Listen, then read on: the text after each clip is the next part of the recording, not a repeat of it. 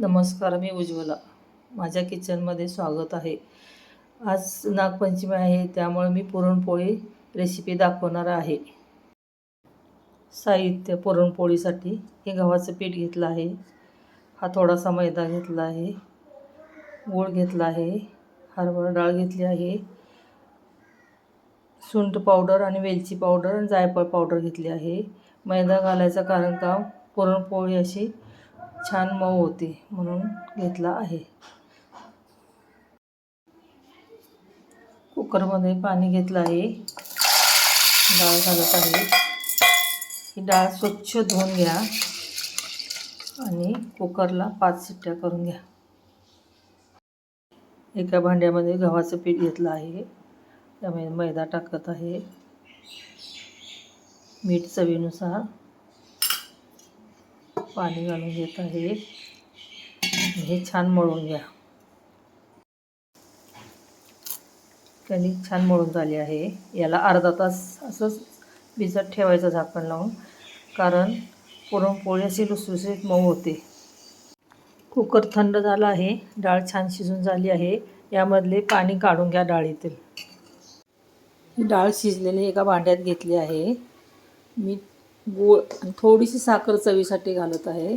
मग अशी सांगितलं नाही रेसिपीमध्ये, साहित्यामध्ये नाही सांगितलं.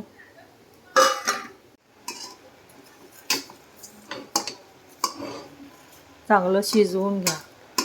पुरण शिजत आले आहे. हे बघा, पुरण छान शिजून झालं आहे. तर आपण यामध्ये वेलची पावडर, सुंठ पावडर, जायफळ पावडर टाकून घेऊ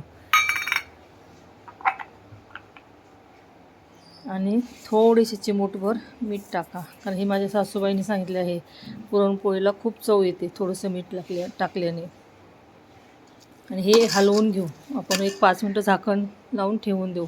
पुरण वाटण्यासाठी एक पातेलं घेतलं आहे, त्यावरती चाळण घेतली आहे. यामध्ये आपण पुरण टाकून घेऊ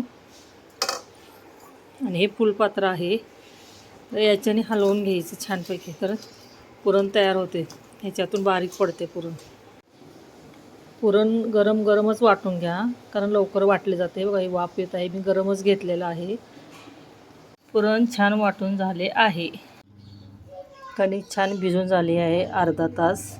तर आपण याला थोडंसं तेल टाकून छान मळून घ्या, एकजीव करून घ्या. पुरणपोळीला अशी कणिक पातळ लागते. पातळ जर असेल तर पुरणपोळी छान मऊ होती. नणंदबाई आहेत, तर मी आज पुरणपोळीचा उंडा करायला त्यांना सांगितलं आहे. प्रथम त्यांनी कणिक घेतली आहे.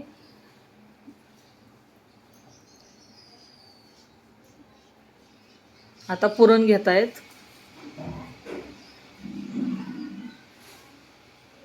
आता छानपैकी त्या भरून घेणार कणकेमध्ये.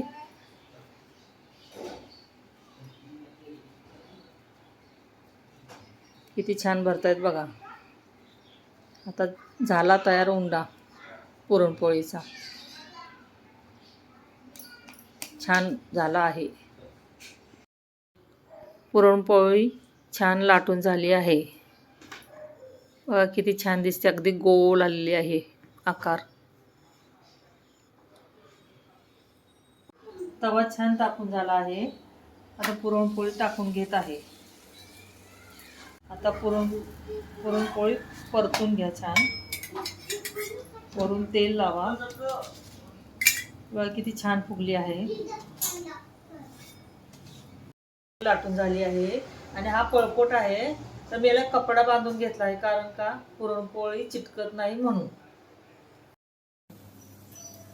जर पुरणपोळी आवडली रेसिपी तर कमेंट करा, सबस्क्राईब करा आणि लाईक करा.